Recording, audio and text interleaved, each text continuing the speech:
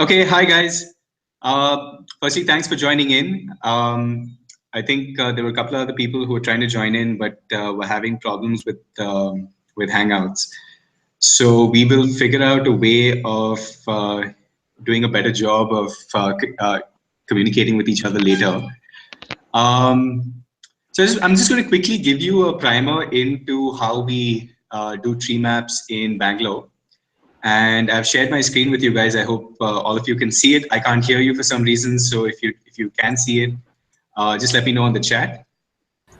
Yeah, Great. yeah. So we use an app right now. I'm showing you the desktop version. We have an app by the same name. It's called the OpenTree Map. And right now, what we're looking at is the Bangalore version of this particular map. And this particular map was used, or rather, this particular software was also used to map maps in the US. Like there's a Philly map, you can Google it and check it out. So you know what your city looks like once it's fully mapped. Here, what we're doing is we are using the same software in Bangalore to map Bangalore's green cover. And what this app does is once you've been able to put as many trees as you can onto the app, it starts showing you area-wise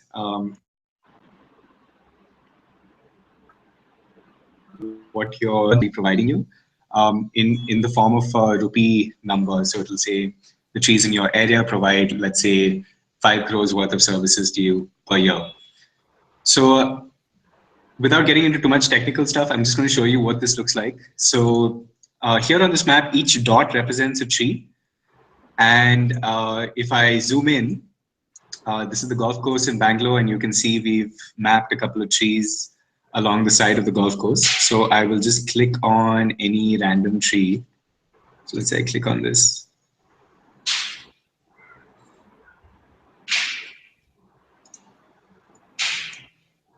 So once you click on a tree, it gives you a pop-up. It tells you the type of tree that we've mapped. And if you click on more details, it goes into gives you the complete data on that particular tree. So you'll see on the right, I have the location of where that tree is on my map, and I can switch to satellite so I know what that looks like. Um, Here we have an actual photograph of that tree, and I know that the tree is West Indian mahogany, and we have the tree number. Each tree has its own unique ID. We have both the scientific and the common name. We have a trunk diameter, the tree height, and we also know which user mapped this tree, when they mapped it, and all the details of how this tree was mapped.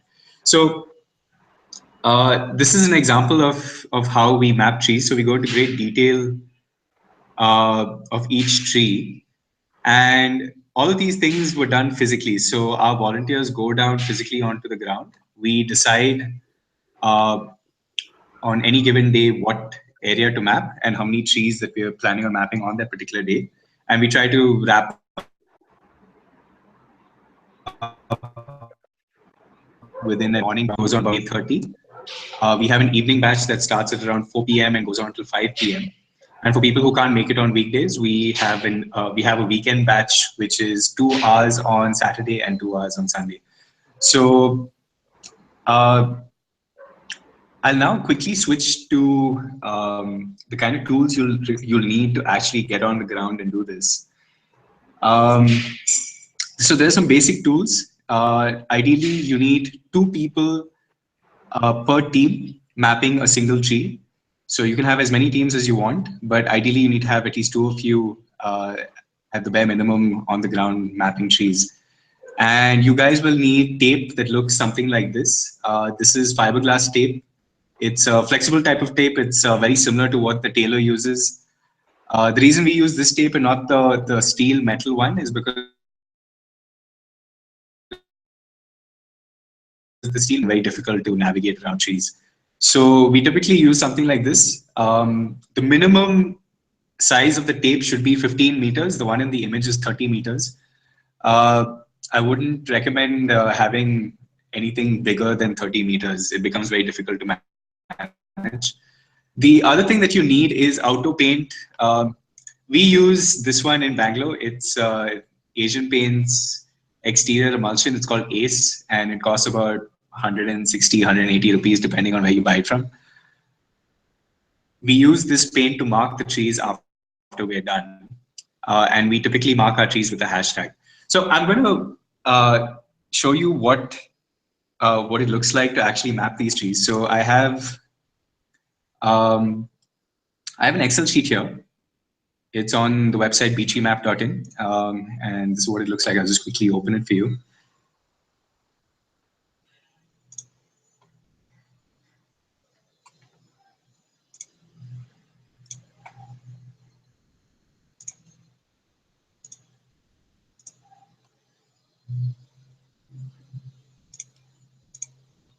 So I'm sharing my entire screen with you guys, and I'm just going to show you what this Excel sheet looks like.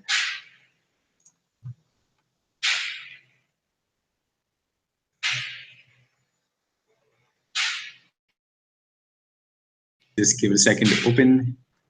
So while this is opening, there are a couple of other things that you guys need. You obviously need the app. It's called OpenTreeMap, and just having the app will not help. You need to sign up. And we'll tell you how to sign up and all that. Don't just download the app and sign up. It doesn't work that way. So we will go about creating a map for you guys. And once we do that, you will be sent an invite. And you will not be allowed to map unless you've gone through a complete workshop. And that means one of us will actually come down to Chennai and physically map with you guys. And we'll actually watch how you're mapping. And once you've reached a point where you've gotten it down to a science, we will actually then let you use the app and start mapping. The reason we do that is because we allow people to map at random. We end up getting a lot of rubbish data, um, and that data ends up being useless to us. So this is what our Excel sheet looks like. We have a version that works on the phone, and I'll tell you what this is in a bit. Before that, there's an app called, and I'm just going to type it down here. It's called Spirit Level. You can check out this app on both iPhones as well as Android. So what Spirit Level does is it actually turns your phone into a digital prototype. To calculate the height of a tree, you need to stand away from the tree in such a way that you can actually see the top of the tree, and you're not standing under it. So you need to be maybe about 15 meters or about 30 meters away. And you use this Spirit Level app to then, so you kind of use it like a periscope, and you point your phone to the top of the tree, and it gives you an angle from your eye level of the top of the tree from your eye. So once you get that angle, you actually just enter it here. So let's say the angle we've gotten is 42 degrees for whatever reason. The next thing that you need to enter is the height of your eyes from the ground. So I know mine is, for example, 1.72. And then you need to calculate the distance using the tape. You measure the distance you're standing away from the tree. So let's say we're standing 17 meters away. And that gives you the height of the actual height of the tree. So you then enter that into the app. The other details that you need to calculate are straightforward. So you just need to calculate the circumference of the tree. And once you do that, you enter it into the app, and it automatically calculates the diameter. So that is pretty much it as far as calculating dimensions of the tree are concerned. The only other thing you need to do is you need to enter in the species of the tree, and we usually do that with the. We usually have a botanist on ground who will walk from team to team and tell you what each tree is. So you just need to select it from the database that we already have, and you then click a photo of the tree. And once you've done that, you just hit save and you're done with that tree. And this entire process literally takes about 5 to 10 minutes, depending on how quick you guys are with the phone. So that is the short of it. One second. So now that you guys know how to map trees, I'm just going to quickly talk about why we do this. Why is it important to map trees? What is a tree map? How is it going to protect us from cyclones in the future? I mean, these are a bunch of questions that I get all the time. So let me just share with you what a tree map is and why we do it. So a tree map is designed to give you an idea of the green cover in your area. The reason this is important is because a lot of cities have volunteers who go around planting trees, and very often they really don't know where to start. They don't know where to plant these trees, they don't know what to plant. So they end up going to a nursery and buying whatever saplings are available in the nursery, and they just go about planting trees at random wherever they feel like. This process is actually disastrous. It's actually counterintuitive, because if you plant the wrong trees, and most nurseries end up selling trees which are expensive or exotic, trees that don't belong to India, didn't originate from India. In fact, many of the trees that you see here, in fact, are not trees that are indigenous to India. Even the West Indian mahogany is not an Indian tree. Unfortunately, these trees were planted by the British, and if it's too late to destroy them now and replace them with Indian trees, it would just take too long to replace them. So we're kind of putting up with them. But once you map trees and you realize that you have the potential to plant more trees, this app actually gives you details about planting site. So if you know that you want to plant a particular tree, let's say a rain tree, for example, it will show you the best place on your map to plant those trees. And it'll be based on where there are already rain trees in your city, or it'll be based on where there is the largest area or where rain trees are actually required. And the app is really good at giving you estimates and giving you two or three options as to where to plant those trees. But really, that's not where it ends.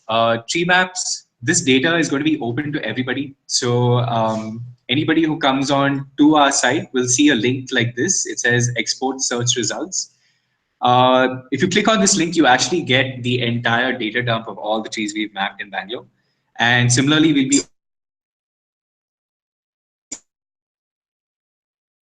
opening a link in Delhi and Hyderabad, all the other cities that have signed up to be a part of this initiative. And this data can be used from anything. It can be used from anything like so it can avoid bumping into a tree. It can just pull off data from our API and navigate. There are other applications. For example, in Bangalore, there's an app called Map Unity, where there's a map of, for example, public transport, there's a map of institutions, and this is another layer where there's a map of all the trees. And startups and various other companies, government agencies can actually use this data to map their urban planning initiatives and so on and so forth. So there's really a ripple effect in terms of what you can do with this data, and it's so important to have an open tree map in every city. Unfortunately, a lot of cities already have tree maps which are locked up with the corporations or locked up with universities. And as a result, they're of no use to anybody. And if you want to use them, you actually have to go through several layers of bureaucracy just to get access to them. And very often the data is wrong or it's inaccurate, and it's written on paper or in Excel sheets that you really can't use. So this is really the first time we've made it open to the public, open to governments and companies and whoever wants to use it. And this is why this initiative is so important. And I really hope that you guys take this forward and consistently bring community together to map trees, not just in your ward, but across Chennai. So that's my primer on tree mapping. If you guys have any questions, I can't hear you. So if you can put it down in the chat, I will respond to you. Any questions? We'll take questions for maybe about 30 seconds.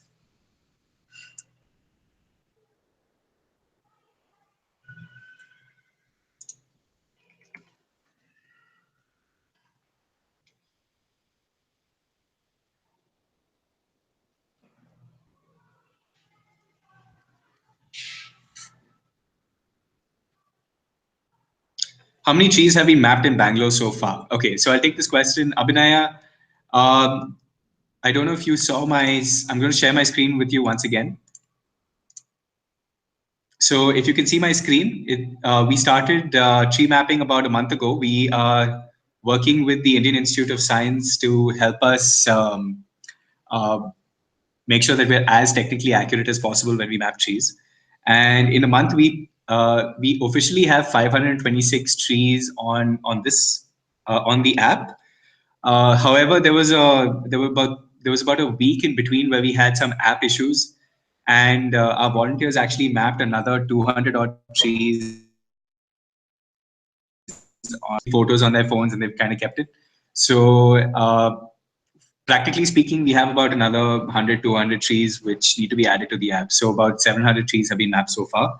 Our mapping rate, just to add to what I just said, our mapping rate is about 50 to 100 trees a day, depending on the day. So on weekdays, we map about anywhere between 50 to 100.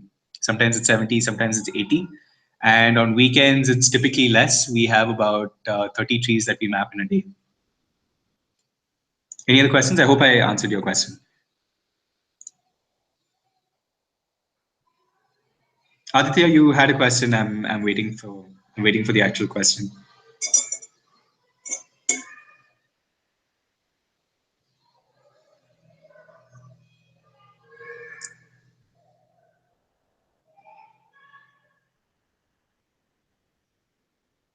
Aditya, do you have a question? I'm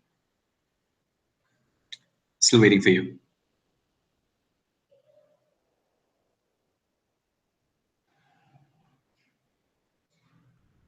Okay, I think Aditya dropped off. So if there aren't any questions, can we end the call? Are there any other questions? Just say no if you have no questions, so I know.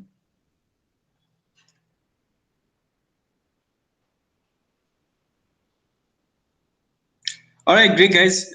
This will be up on YouTube. So if you guys want to catch up and slow down. Okay, Aditya has joined back again. Hold on, sorry. Aditya, do you have any questions? You mentioned you wanted to ask me something.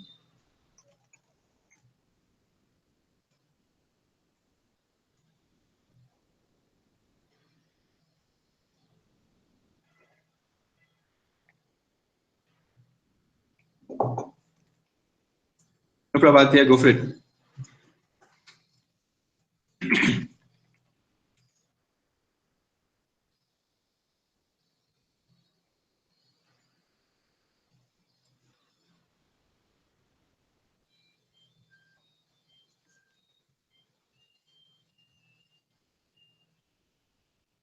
Okay, so Aditya is asking whether we've had a chance to talk to the government to utilize our data.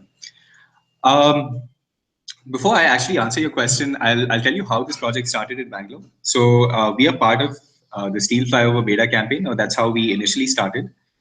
It's a project in Bangalore. It's a 2,200 crore flyover that's coming up. Um, and there's another project similar to this, which is called the Elevated Corridor, which is a 25,000 crore project, and it involves 25,000 trees being chopped. The other project involved about 800 trees, is what the government said. But as we went on the ground and started counting them, it turned out to be about 1,500 trees that they were cutting. So we came out of this movement to start mapping trees across Bangalore. And when we started doing that, we approached a whole bunch of institutions. So the first institution we approached was the Indian Institute of Science, because they already have some legacy data on trees in Bangalore. So we approached them, and they were really excited to have us do a modern version of the tree map in Bangalore. So the Indian Institute of Science already has a lot of government tie-ups. It is a government educational institution. So and Professor TVR, who runs this particular department that's involved in this, is involved in policy making at the highest levels in Bangalore, at least. So there is a lot of collaboration between government institutions and us on the ground, and we keep presenting our data to them very often so that they can actually validate the data that we have. We ourselves do sanitation checks on our data. We keep correcting errors in our data and so on and so forth. And we are looking at new types of collaborations with the government. And the thing is, we made it so easy that the government doesn't even need to approach us if they want to use the data. I mean, all they literally need to do is go to our website and download the data if they want to use it. So being proactive and actually talking to the government and saying, hey, here's the data, is definitely something that we need to plan for in the future. Right now, it's not our priority.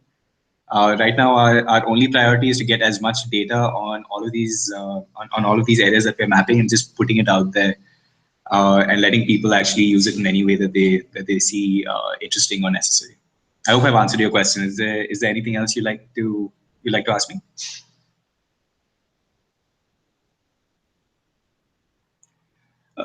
Okay.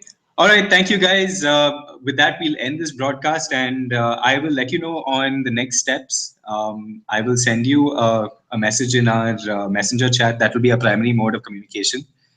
I will be coming down to Chennai sometime next week or the week after. So I hope we'll have enough time to kind of set up meetings in person and actually catch up, and we'll do a proper workshop where we go about mapping trees in Chennai. One thing before I end, this entire exercise actually costs a little bit of money, which I think some of you guys need to kind of take initiative and find a sponsor for. So it's a small amount. The software is actually loaned to us on a license fee of about a month. So in Bangalore, we found one person who's literally just put his credit card on the app, and he sponsors us on a regular basis. So I would urge somebody in Chennai to find somebody like that. We have somebody in Delhi who's doing that for Delhi Map. We don't have anybody shown interest in doing it. So it'll be great if you guys already know somebody who might be willing to do this. Just put up a person is so we can talk to them and let them know what needs to be done to get this off the road. If an alternative, okay, so Aditya is asking if an alternative app can be used, will I be okay with it?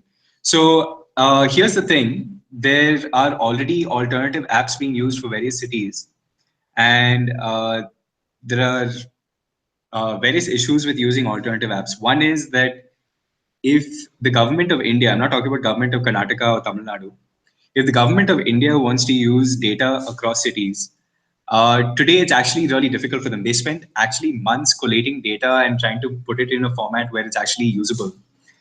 And it's really counterintuitive. So what we wanted to do is actually get everybody onto a single platform so that the data is compatible with each other, and institutions that want to look at creating, using data across cities and across states don't have to spend months and months matching data and figuring out ways of marrying two different applications and all that together. So if there's any opposition to using a different app, this is the only opposition that we have.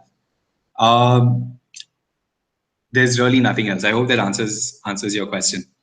And we kind of don't want to, since we've spent a lot of time studying this particular app and we know it works because it's not only being used in India, it's being used in other countries. We kind of want to stick to something that's already tried and tested. We don't want to spend more time and more money trying out something completely new. I hope that makes sense to you.